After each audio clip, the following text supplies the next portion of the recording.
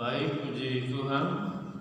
Selamat malam, salam sejahtera dalam kasih Tuhan Yesus bagi semua jemaat Tuhan yang berada di rumah. Kembali malam ini kita akan masuk dalam renungan firman Allah. Sebelumnya mari kita berdoa. Bapa di sorga, kami mengucap syukur setelah sepanjang hari Tuhan menyertai kami semua dalam seluruh aktivitas pekerjaan, baik di kantor, di perusahaan, pabrik, industri, di warung, di toko, di pasar, di kapal, di mana-mana saja umat-Mu berada, Bapa. Kembali malam hari ini kami akan sehidangan dalam firman-Mu, Bapa. Urapi hamba-Mu, urapi firman-Mu, dan urapi seluruh jemaat-Mu yang berada di tempat mereka masing-masing, dan berfirmanlah kepada kami semuanya. Kami siap menikmati firman-Mu dalam nama Tuhan Yesus Kristus. Haleluya, haleluya, amin. Baik, kita kembali melanjutkan firman Tuhan dari surat Roma. Surat Roma pada pasal yang kelima. Malam ini kita akan membahas ayat yang ke-6 sampai dengan ayat yang ke-11. Dimulai dari ayat yang ke-6. Mari Bapak Ibu Saudaraku membuka Alkitabnya. Kalau sudah mendapatkan, kita membacanya bersama-sama. Roma pasal 5 ayat 6. Kita baca bersama 2, 3. Karena waktu kita masih lemah, Kristus telah mati untuk kita orang-orang durhaka pada waktu yang ditentukan oleh Allah. Semua yang percaya berkata amin. Saudaraku, dikatakan bahwa pada waktu kita masih lemah. Maksud kata pada waktu kita masih lemah dalam bagian ini, yaitu maksudnya waktu kita masih hidup di dalam dosa, di dalam kejahatan, di dalam keinginan-keinginan duniawi yang memisahkan kita dari Tuhan, karena kita hidup di dalam dosa. Justru pada waktu kita hidup jauh daripada Tuhan, kita hidup di dalam dosa, kita tidak datang kepada Tuhan dengan semua saudara kasih dalam Tuhan, keadaan hidup kita yang sedemikian rupa itu, maka dikatakan Kristus Yesus Tuhan telah mati untuk kita orang-orang durhaka pada waktu yang ditentukan oleh Allah. Dari ayat ini kita melihat bahwa Allah yang penuh dengan kemurahan, Allah yang penuh dengan kasih dalam pribadi Yesus Kristus Tuhan, Dia rela mati di atas kayu salib, pada waktu yang telah ditentukan oleh Tuhan. Jadi Yesus yang datang dari sorga itu ke dalam dunia ini, itu adalah menurut waktu yang ditentukan oleh Allah sendiri atau oleh Allah Bapa di sorga. Dan Yesus dikatakan bahwa Ia datang, Ia rela mati di atas kayu salib. Kemudian Dia dikuburkan, bangkit dari antara orang mati dan naik ke dalam kerajaan sorga, karena memang dari sana ia berada. Perhatikan tentang Kristus telah mati untuk kita, orang-orang durhaka. Saudara yang kasih dalam Tuhan, sebagai orang-orang yang lemah, yang hidup dalam dosa, bahkan sebagai orang-orang durhaka, sepatutnya dan sewajarnya kita ini harus, saudaraku, dihukum di dalam neraka. Kita masuk pada ayat berikutnya, ayat yang ke-7. Apa yang dikatakan oleh firman Allah? Sebab tidak mudah seorang mau mati untuk orang yang benar, tetapi mungkin untuk orang baik ada orang yang berani mati. Saudara yang dikasihi oleh Tuhan, sebab tidak mudah, kata firman Allah, seorang mau mati untuk orang benar. Ya, karena kalau orang benar tidak perlu, saudara kasih dalam Tuhan, membutuhkan pertolongan, pembelaan. Karena apa? Ia hidup dan berada di dalam keadaan yang benar. Tetapi dikatakan mungkin, saudara, untuk orang yang baik ada orang yang berani, saudara kasih dalam Tuhan, mati. Kita lanjutkan dulu ayat yang ke-8. Iya, akan tetapi Allah menunjukkan kasih-Nya kepada kita oleh karena Kristus telah mati untuk kita ketika kita masih berdosa. Saudara perhatikan bahwa Allah menunjukkan kasih-Nya kepada kita yang dikatakan tadi lemah, kepada kita yang dikatakan tadi orang-orang durhaka itu. Pada ayat yang ke-8 ini berkata, ketika kita masih berdosa. Jadi ketika kita masih berdosa, ketika kita menjadi orang-orang durhaka, ketika kita masih menjadi orang-orang yang lemah di hadapan Tuhan, ternyata Allah menunjukkan kasih-Nya kepada kita yang dalam keadaan 3 bagian yang saya sebutkan tadi. Allah menunjukkan kasih-Nya dengan cara yang bagaimana? Ayat ini berkata adalah Kristus Yesus telah mati untuk kita. Apakah maksud Allah, tujuan Allah menunjukkan kasih-Nya dengan Dia rela mati untuk kita?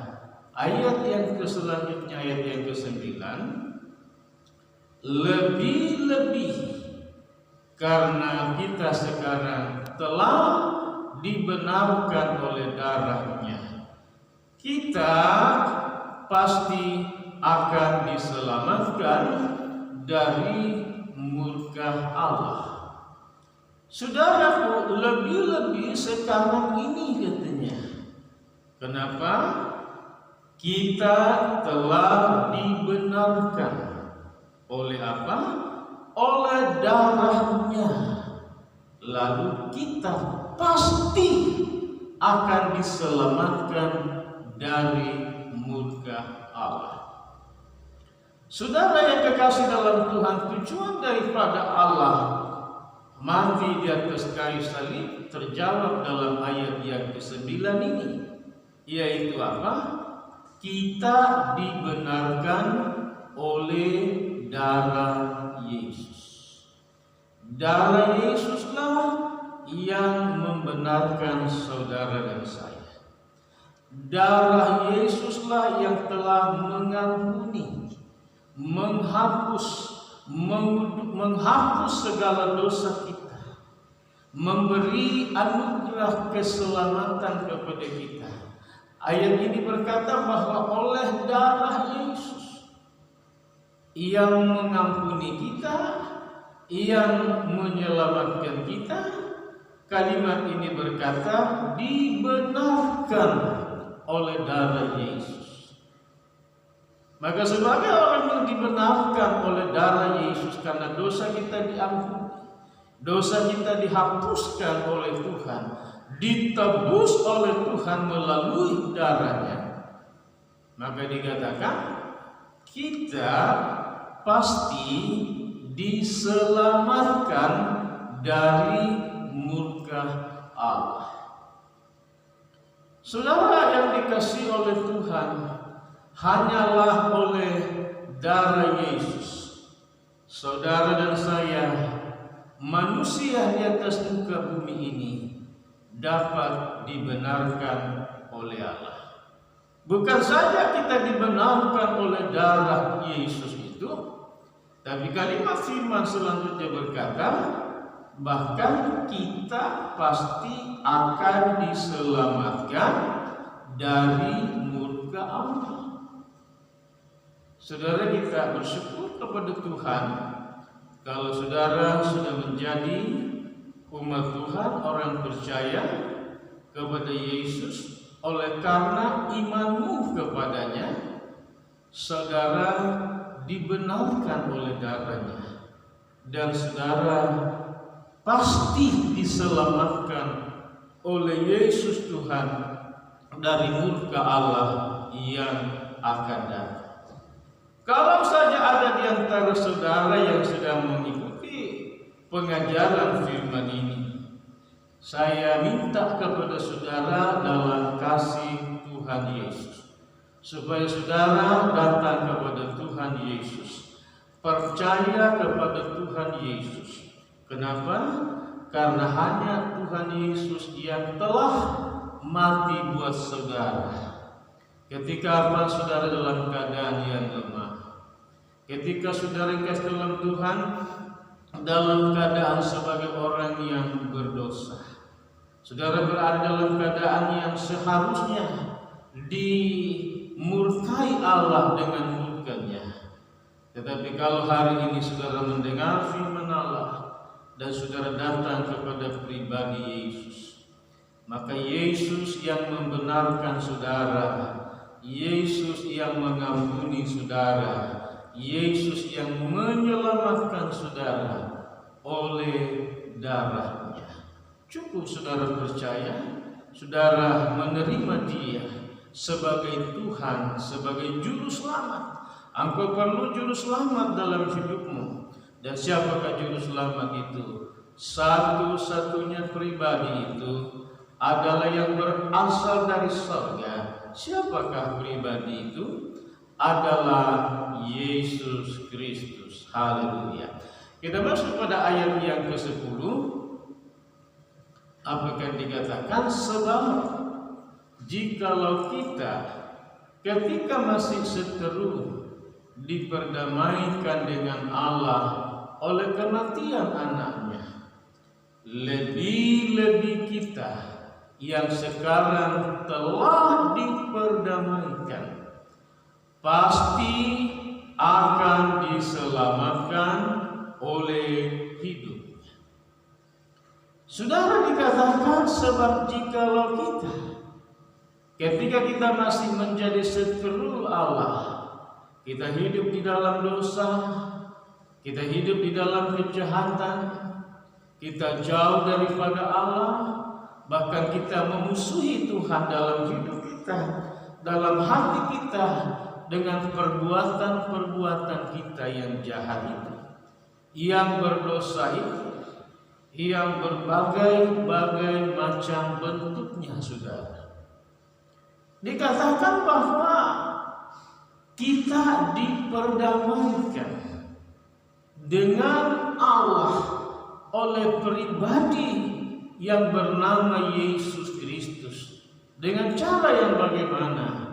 Dikatakan dalam ayat ini, oleh kematian anaknya, oleh kematian Yesus Kristus maksudnya. Apakah tujuan daripada kematian Yesus? Ayat yang ke-9 tadi berkata, oleh darahnya dosa kita diampuni. Kita ditebus dari dosa, dari kejahatan, dari murka Allah.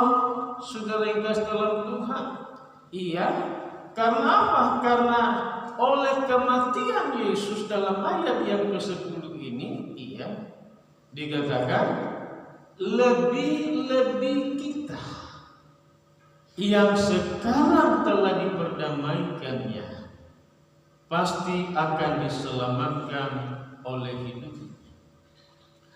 Ternyata kita bukan hanya ditebus, diampuni, diselamatkan, tetapi antara kita dengan Tuhan, kematian Yesus Kristus adalah memperdamaikan kita dengan Allah, dengan dirinya, dengan pribadi Yesus Kristus sendiri.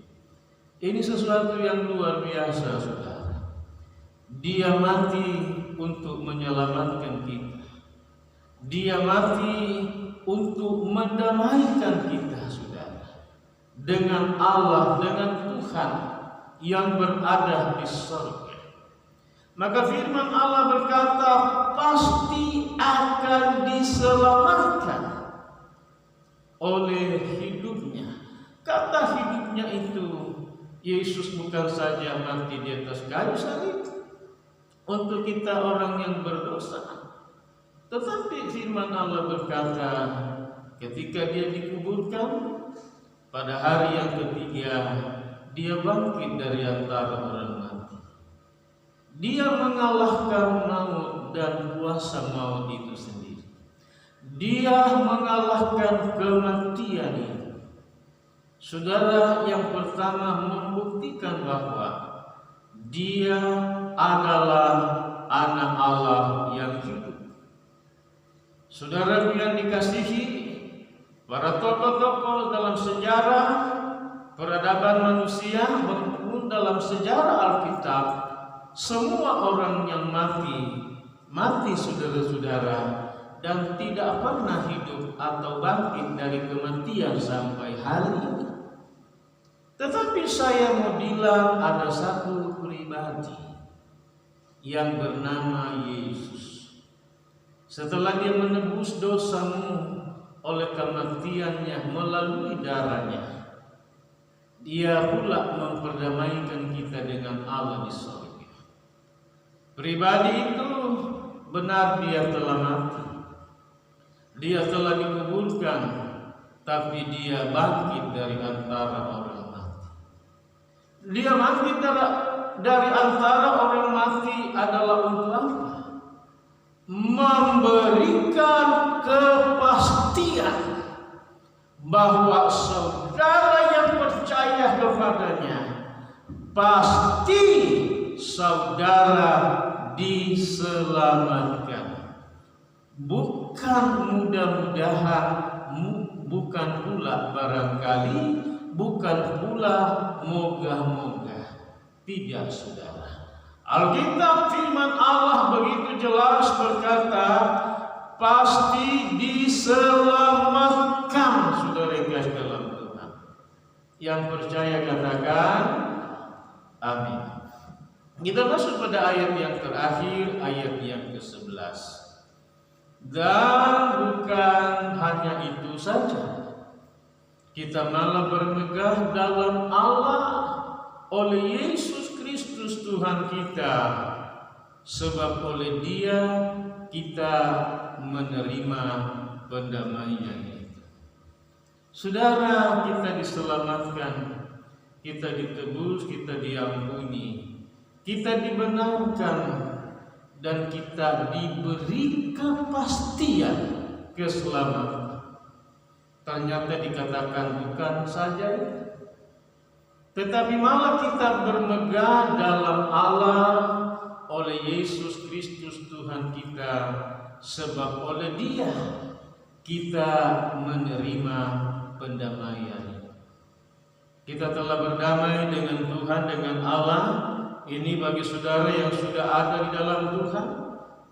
Dan kalau ada saudara yang mendengarkan firman Allah dan merasa hidupmu lemah, masih hidup di dalam dosa, masih hidup di dalam kejahatan, malam ini saya katakan kepada saudara, mari saudara segera menerima pribadi yang bernama Yesus, terima Dia dengan iman, percaya dengan sungguh kepadanya, maka engkau akan menerima pula kasih karunia selain keselamatan. Saudara diperdamaikan dengan Tuhan, bukan saja dengan Tuhan kita diperdamaikan, saudara kasih dalam Tuhan, di dalam Yesus Kristus Tuhan, tapi juga dengan sesama kita manusia. Hanya bagi saudara yang telah diperdamaikan oleh Allah melalui pribadi Yesus yang mati di atas kayu salib itu, kemudian telah bangkit dari antara orang mati, dan Dia telah naik ke surga, dan saudara telah merasakan dan menikmati saudara kasih yang mendamaikan saudara itu, maka saudara juga akan sanggup atau mampu berdamai dengan semua orang. Orang yang berbuat jahat kepada saudara, yang telah pernah menghina saudara, menfitnah saudara, atau pernah merugikan saudara, mengecewakan saudara, membusukkan namamu, pribadimu, rumah tanggamu, keluargamu, karirmu, reputasimu, usahamu, pendidikanmu, dan lain sebagainya, saudara. Engkau akan sanggup untuk apa? Memberi pengampunan atau pemaafan kepada siapapun. Karena apa? Karena engkau telah didamaikan oleh pribadi Yesus atas dasar kasih di atas kayu salib itu, saudara. Maka tidak ada alasan bagi kita untuk saudara yang kasih dalam Tuhan menaruh dendam kepada siapapun juga. Tapi firman Tuhan berkata hari ini diperdamaikan selain dengan Tuhan, dengan diri kita sendiri, dengan rumah tangga kita, dengan keluarga kita, dengan saudara-saudara kita, dengan handai taulan sanak famili kita, dan juga dengan semua orang. Tuhan Yesus memberkati dan menolong kita semuanya. Haleluya, haleluya. Mari kita masuk dalam doa. Bapa di surga, kami mengucap syukur kepadamu malam ini, karena pribadi Yesus Kristus oleh kasih karunia-Nya. Ketika kami masih lemah, berdosa, jauh dari Tuhan, melakukan segala kejahatan apa saja yang tidak berkenan di hadapan Tuhan, maka Yesus Kristus telah mati bagi kami di atas kayu salib. Dan oleh darah-Mu Tuhan, kami yang lemah, kami yang berdosa, dibenarkan oleh darah-Mu, karena kami percaya kepadamu, menerima-Mu sebagai Tuhan Allah dan Juru Selamat kami. Malam ini hamba berdoa kalau ada di antara umat Tuhan yang mendengar renungan firman malam ini, yang merasa dirinya masih berdosa, hidup di dalam dosa, hidup di dalam kejahatan, hidup di dalam berbagai-bagai macam hal yang tidak berkenan, saya ajak saudara membuka hati dan mengundang pribadi Yesus Kristus dengan percaya kepada Yesus dan mengundang masuk ke dalam hatimu malam ini.